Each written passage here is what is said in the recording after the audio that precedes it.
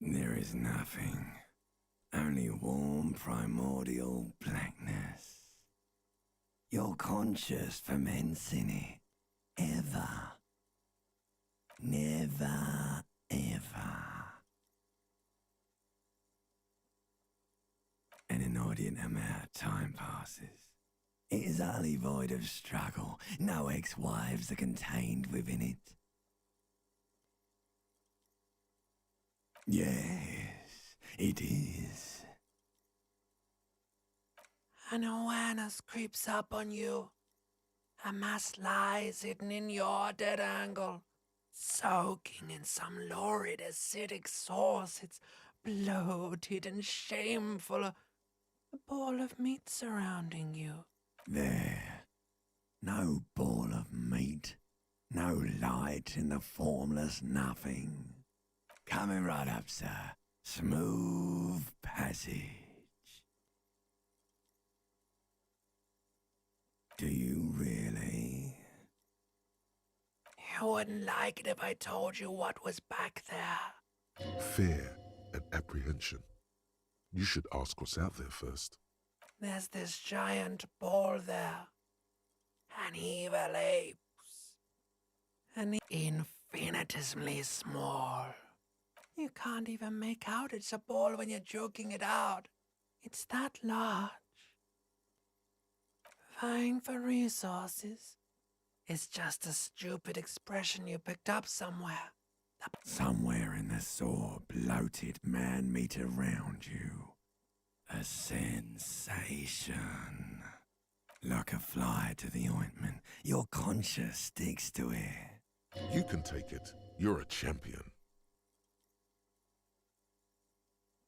The stench of liquor rises from your mouth, and with it, an ungodly headache.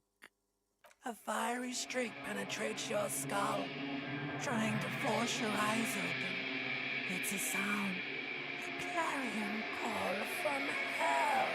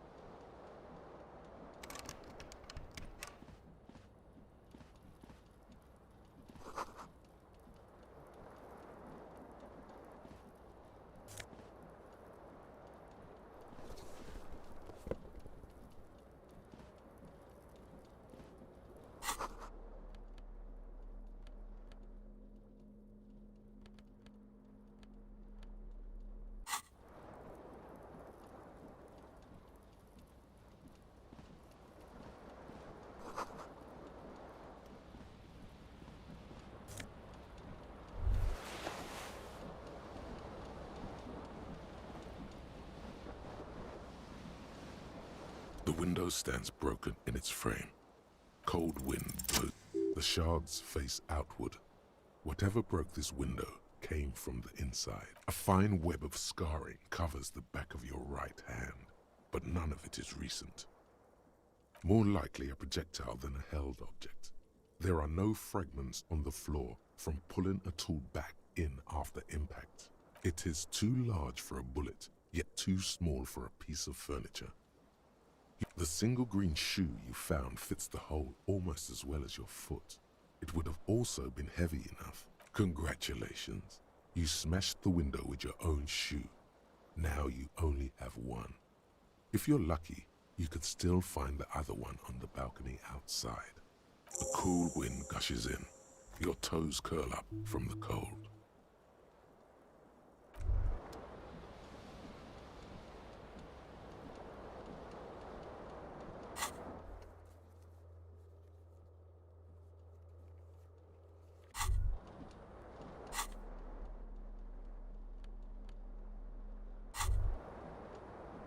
You hear a jingle.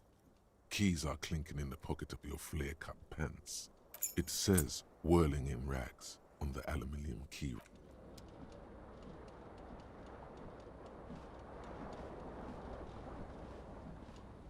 This fan has 2 chain pull switches. Or has it been consigned there as punishment?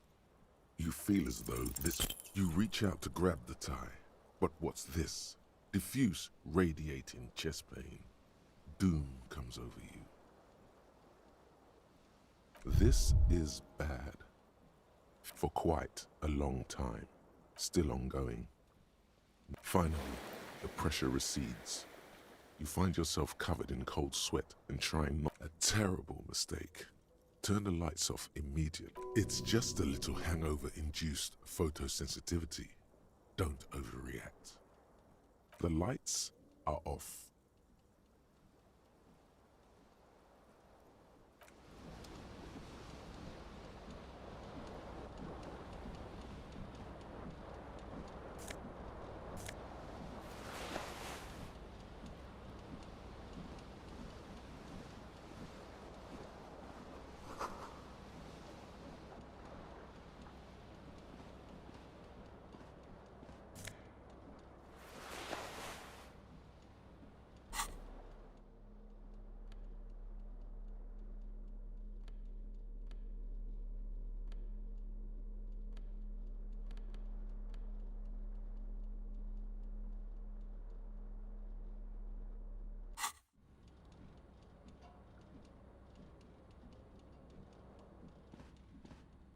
A mirror hangs above a bent and broken sink.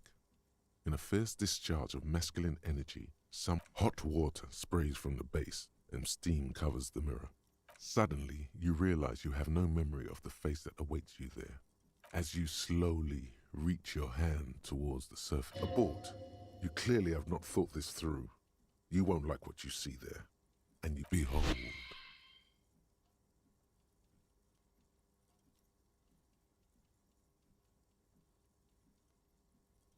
You have no idea who this thing is, do you?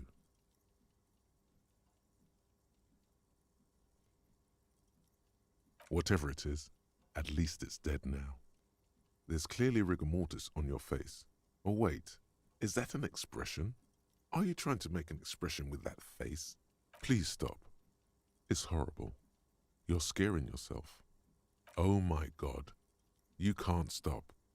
It's like it's not even voluntary anymore. You have worn that grin into your face and now it won't come off. What does it even mean? What is the emotion you're trying to convey?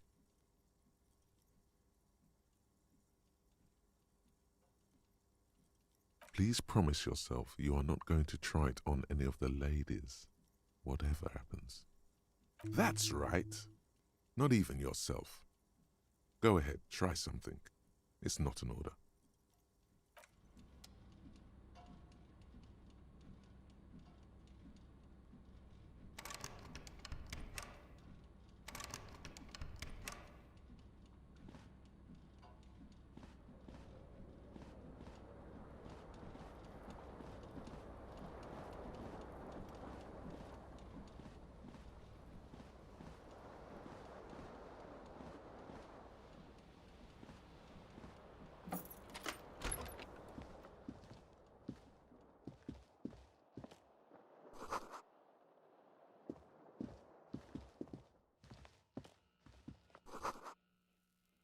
Hello, officer.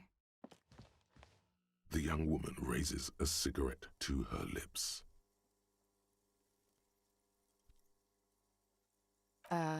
No. There's only one solution to this. You're a businessman. Because you're a police officer, sir.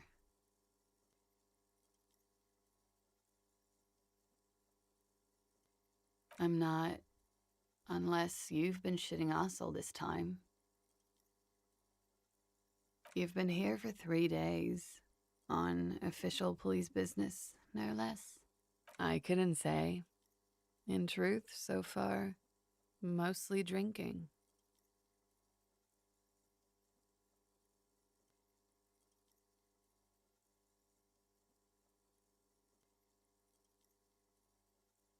Don't be so harsh on yourself. They let almost anyone be a police officer. A glib remark. Don't let it stand. Assert yourself.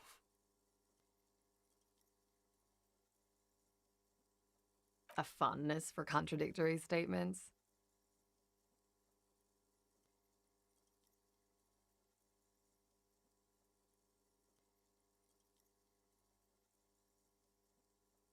Extraordinary.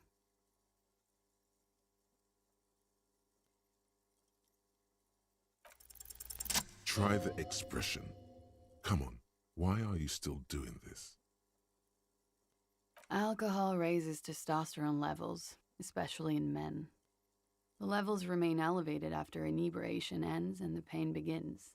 She puts out her cigarette.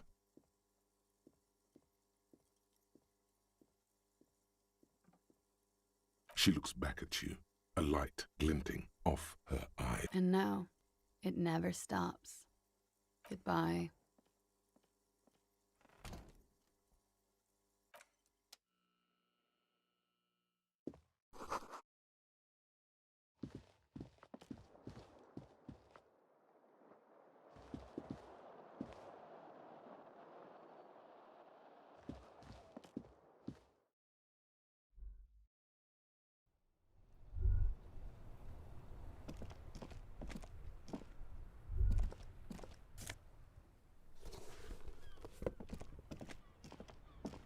There they both are, two identical shoes, both copiously green and indiscriminately snakeskin. It's pretty clear a normal cop is not what you are. Good, they're balanced, comfy. Feels like the only good thing about you right now.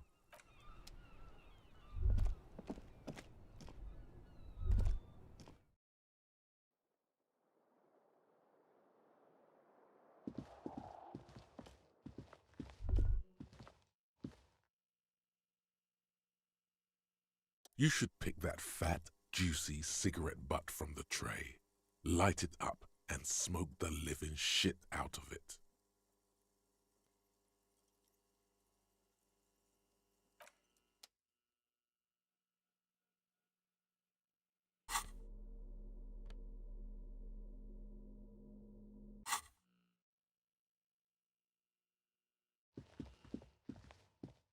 The door is closed. There is no answer. You hear the shower being turned on. A tremendous loneliness comes over you. Everybody in the world is doing something without you.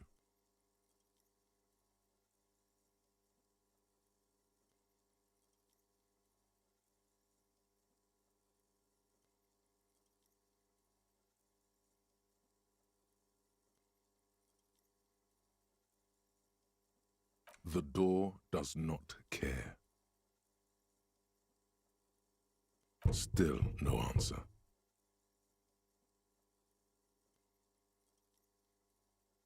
This door can only be opened with a key or from the inside.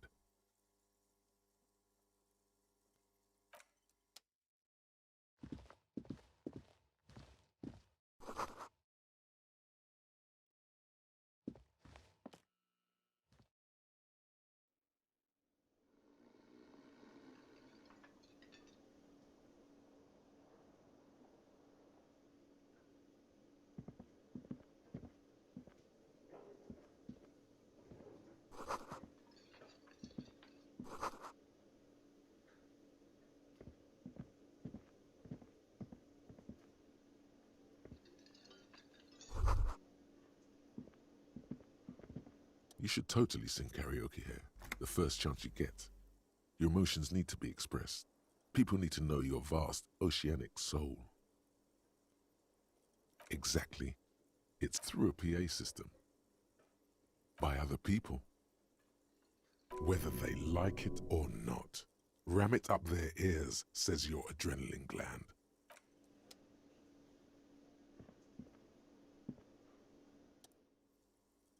That was a man in his late 20s stand. No, I'm not the bartender. I'm the cafeteria manager. That period of my life is over. I have 3 cafeterias to manage. 3. Sylvie tends the bar here. She just, you know. There's something there, and it's not good. That's all you know for now. Oh no, you're a hero. A real hero cop. Am I? Or did you ride in, take the body down, solve the murder? Oh, it's not? You're right. It's not. He has no respect for you personally, but this man sees himself as a law-abiding citizen and a competent work of taxidermy. Looks like the bird was ripped off the shield that was used to mount it. Something about it makes you feel bitter. Look, your buddy is over there. Why don't you go and talk to him, okay? He pretends not to hear you, concentrating on the...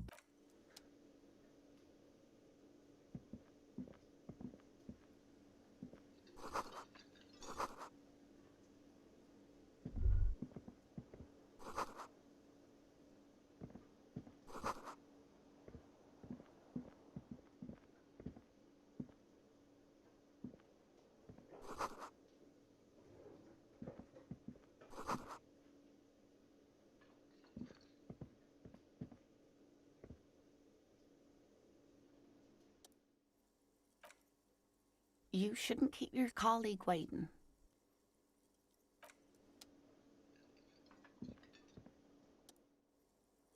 A bespectacled man in an orange bomber jacket is tapping his foot on the floor. Looks like he's waiting for some. As you approach, if an assault were launched on this building right now, if the windows came crashing down and... Hello, I'm Kim Kitsuragi, Lieutenant, Precinct 57. You must be from the 41st. You realize he's waiting for your name. This is your chance to come up with a really good name for yourself. Get creative. Conceptualize. Raphael Ambrosius Cousteau.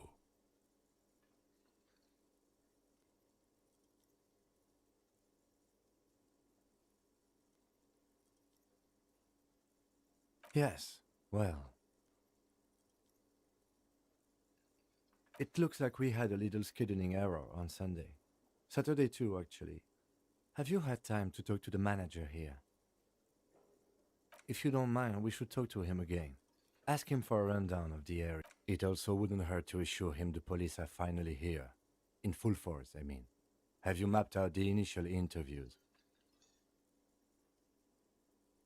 Okay, we'll have time for that after. Have you removed the dead body from the tree? So, the body is still in the tree. This is the first time you detect a weariness in the lieutenant's voice. Where it has been hanging for 7 days straight. We should go there as soon as we are done talking to the owner.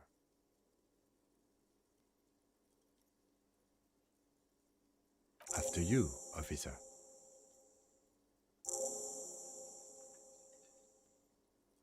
If you're about to embark on an investigation, shouldn't you have a badge? You mean you don't have a badge?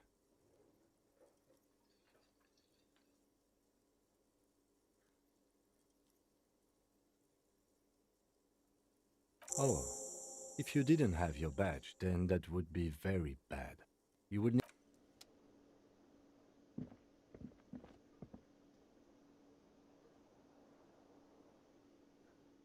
Hello again, sweetie. The lieutenant nods politely. Wait, who's Sweetie? Why, you are, officer. You're a handsome man, officer, with your mustache and your chiseled jaw and that silly dimple on your chin. Love can be cruel, sweetie. Love, you must forgive me. I'm getting so scatterbrained. I completely forgot to introduce I'm Lena. My husband Morel and I are staying with our... This Lena is wacky enough for the motley crew. Hire her on the spot. Yes, officer. You look rather dazed. Like a stunned fox. She won't judge you, no matter what you say. You know where we are, right?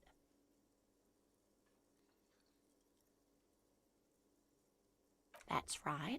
And where is the Whirling in Rags cafeteria itself located? We're in the city of Revachol, dear.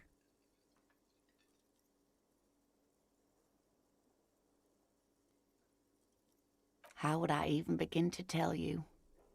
Revachol is the most beautiful city in the world. I haven't seen very many other cities personally, but everyone says so. Speaking of history, you know what year it is. That's right, dear. How splendid. Here, take this pen. Not. Her relief is palpable. She was getting pretty worried about you there.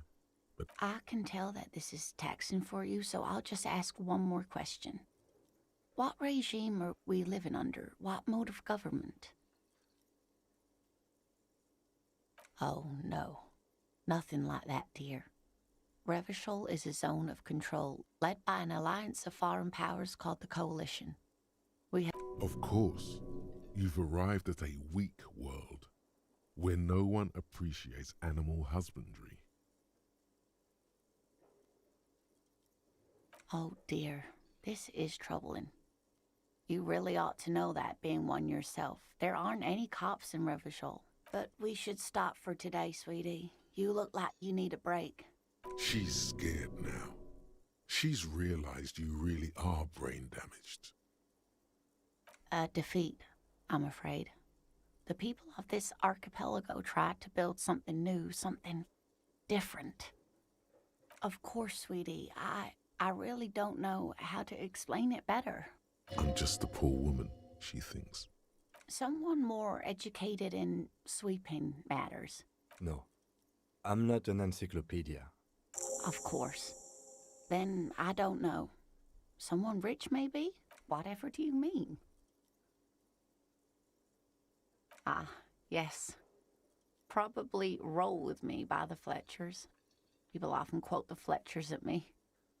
Morel says it's my theme song. Of course, dear. Good luck with your case.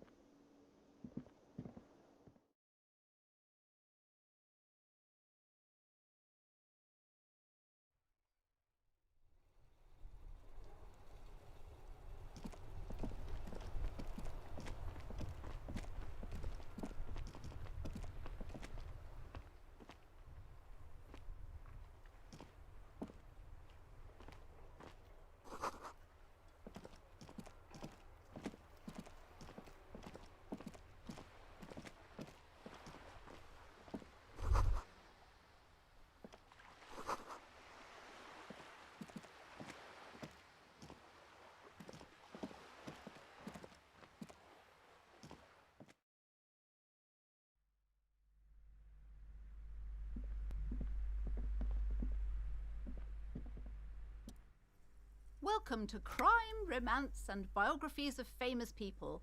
Be welcome, and please take responsibility for the energy. A golden pendant hangs around the woman's neck, in the shape of what looks like a tiny fish head.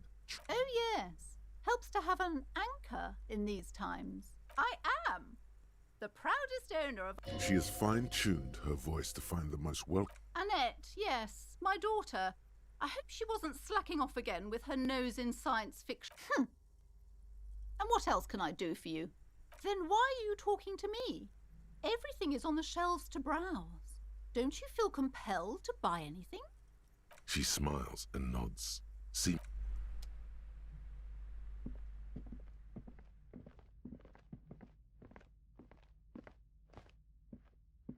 you see a set of tattered curtains blocking the way to another room. A strange cage-like... Excuse me, officer. The back room is strictly for employees only. Just as you're about to pull apart the curtain... Sir, don't touch that. I told you it's off-limits for the customers. Parapsychologically speaking, we're done if you decide to open them. She looks away, mumbling. Why is everyone always messing with the curtains? Why can't they just buy books like... No! Please just talk to me, officer. Come here and let's talk this through before you decide to do anything extreme. Lies. Rip them open, we say. There is something mysterious about the curtains. You see a tattered set of curtains and a polyhedron shape. You see a dimly lit room. I warned you! You're unleashing forces beyond your understanding.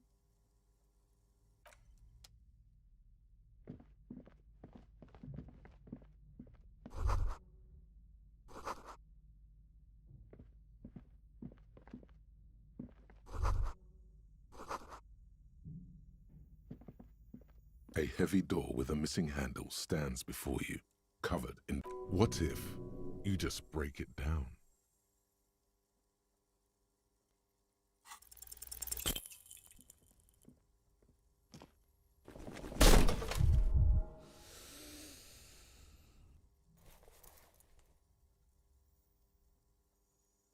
Ow, shoot. Whose moronic idea was it to just run through the door? Don't you know that things like that hurt?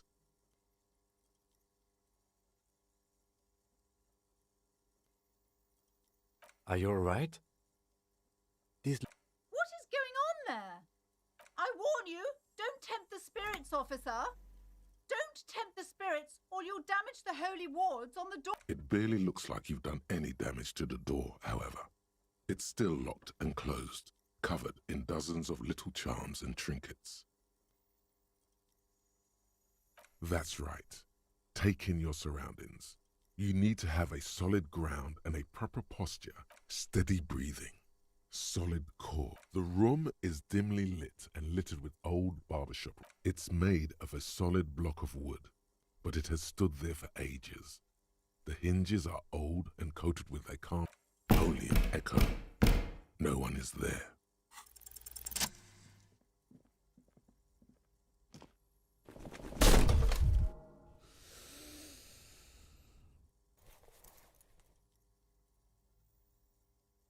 You smash into the wood and see a small crack appear on the door frame. You're not thinking of trying again, are you?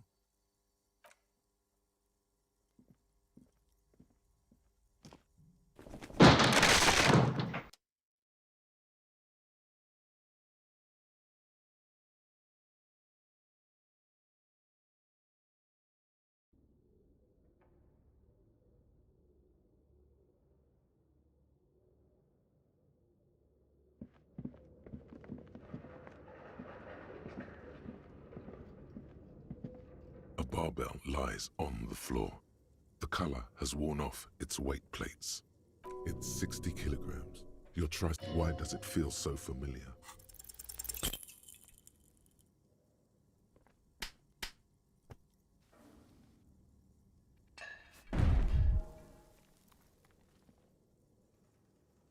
You manage to hoist it off the ground, but the barbell feels wobbly and dangerous.